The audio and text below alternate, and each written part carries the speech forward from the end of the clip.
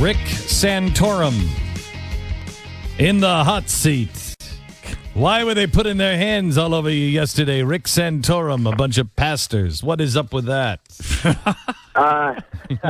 No, it's. I know this sounds very foreign to some people, but that's called prayer. Oh wow! And, wow! Yeah. What about the separation of church and state? So, Rich? Rick Santorum, Wow. you're admitting that you're in some sort of prayer cult. Yeah, believe it or not, I do in fact pray, and I actually, ask people to pray for me. So how about? I mean, obviously we've been praying for you, and I've been rooting for you the whole time. And something good happened the other day. You just came out of the blue and wrecked the field. How do you explain that? Explain yourself, Rick Santorum. Back on the hot seat now. Well, the message was resonating. I mean, we went out, decided not to spend the money or the time in the states where the campaigns have been, really locked down for a long time in Nevada and Florida, and we went out to the place where you didn't have these millions of dollars being spent tearing candidates apart, and we went to the folks in Minnesota, Missouri, and Colorado, and delivered a message, and the response was just awesome.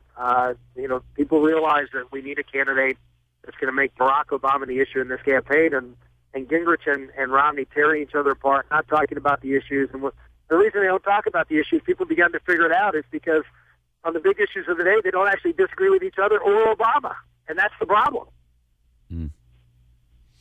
So, Rick, where are you going from here? What do the polls look like is Super Tuesday the next event? Isn't it? No, there's Michigan and Arizona coming up at the end of the month, and then the following week there is Super Tuesday. And I went to Texas yesterday and had a great day there. It's big rallies, thousands of people. Just walked out of a rally in Oklahoma City here. I don't know how many thousand people were there, but it was a great venue. We feel very, very good. We're on our way to Tulsa, and Oklahoma is a Super Tuesday state, and we believe that this will be a state we will do very, very well in. And in fact, I believe this is a state we can win, and we're gonna put a lot of effort here.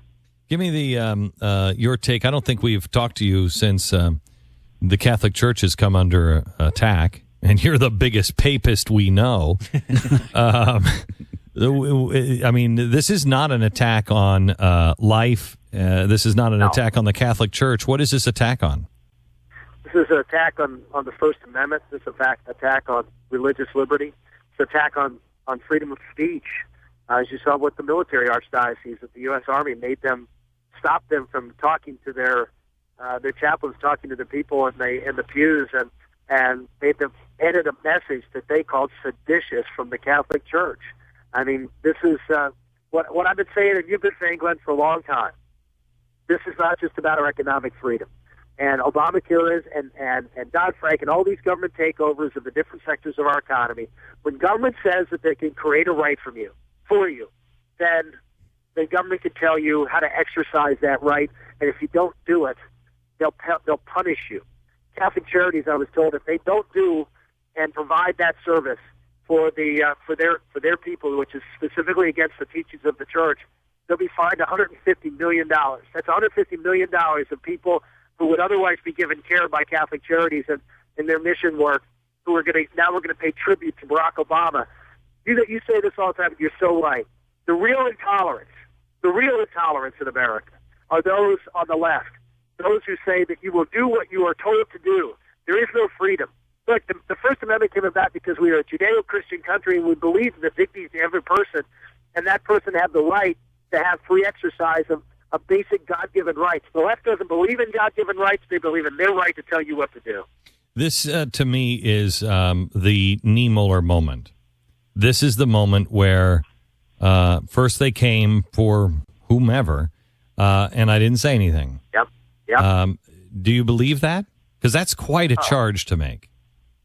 No, it is. It is. I mean, I wish you'd heard my speech here in Oklahoma City. That's exactly what I said, that this is not a Catholic issue. This is not a religious issue.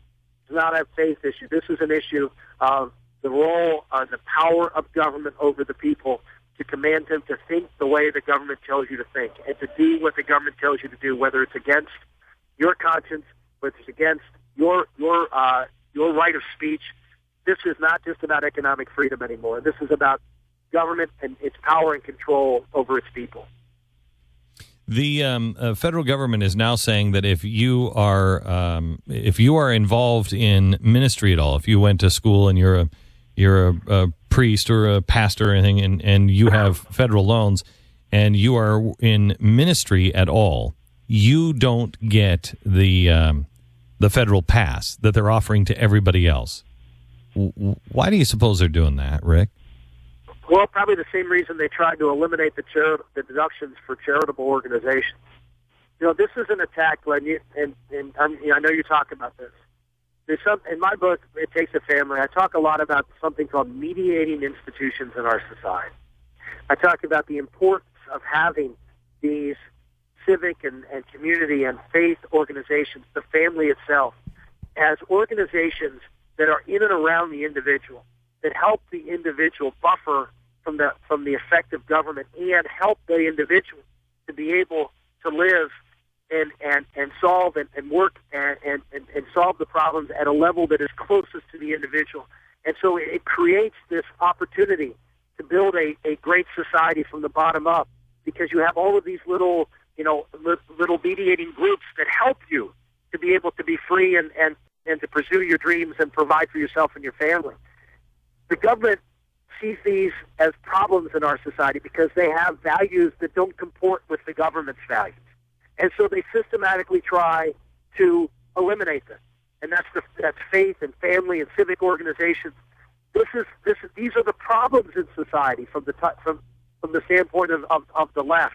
And what you see is nothing more than an attempt to hollow out the public square, hollow out the entities between the all-powerful state and the individual. And the more direct reliance upon the state that the individual has, of course, the more power the state has. Rick, we were just talking about this the other day, and I said, I'm not sure if I've had an in-depth conversation with you on, the Tides Foundation and the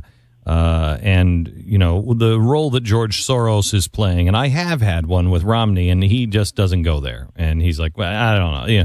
He doesn't necessarily, at least it is my feeling, that he doesn't believe that these radicals in our universities and around the White House, and that they're actually communist revolutionaries that do want to destroy America. He pretty much dismisses them.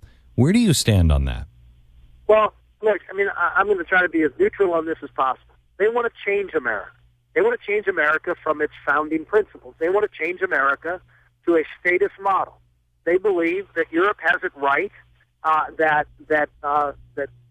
as you heard Justice Ginsburg the other day speak and talk about how no country that's establishing a constitution right now should model themselves after the American Constitution.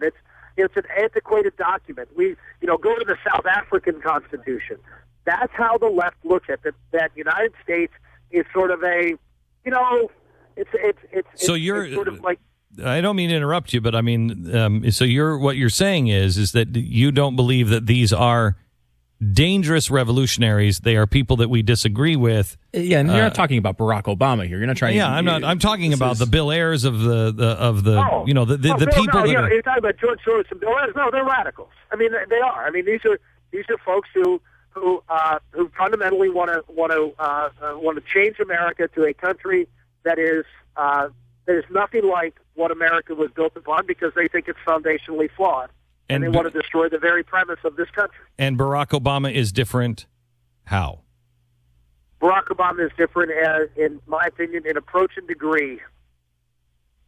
Okay. Mm-hmm. All right, Rick, the best of luck to you. And I think you're doing I think that was a miracle. You're...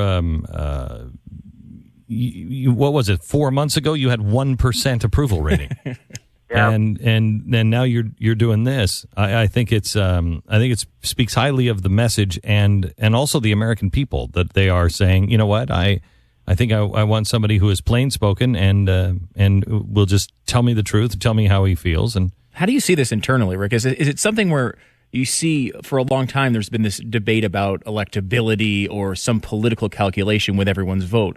Are you seeing now that you think that maybe message is trumping that, or are they just seeing you now all of a sudden as someone who can actually beat Barack Obama? I think it's a combination of both, because the message is what's going to beat Barack Obama. Yeah. Mitt Romney's whole claim to fame was, I've got the most money, and therefore I'm going to win, and so you should be for me.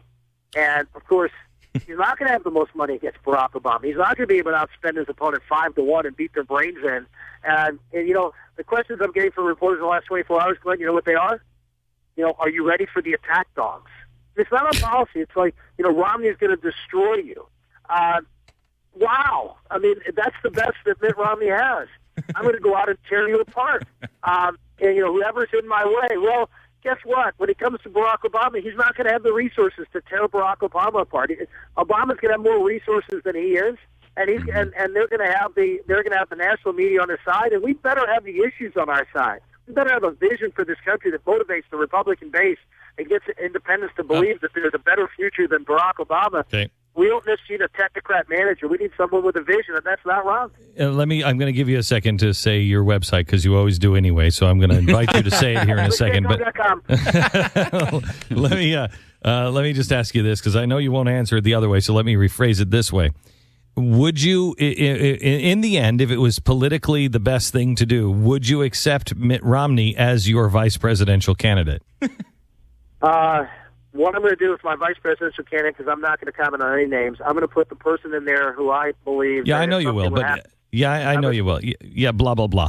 But what I'm asking you, wait a minute. I'm asking you, is there so much bad blood between you? Is there bad blood between you? I'm not going to talk about names. I'm going to talk about the person who would do who would follow through with what I believe, what I told the American public I would do. So you're saying Mitt Romney won't do that? When did you stop beating your wife? All right, go ahead. Say your website.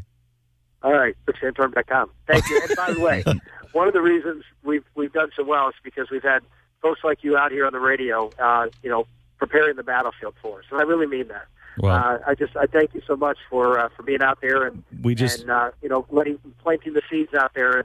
We're trying to germinate them. Well, if you become president, all we need is specials, healthcare exceptions and things like that. That's all we need. I would really like to be ambassador to Bermuda. That'd be good. You'll be one of the elites that I take care of. Oh, good. I just want to be a czar of some sort. Thank you very much. Rick, you call it, whatever you want. Appreciate it. Thanks so much. RickSantorum.com. All right. Here's our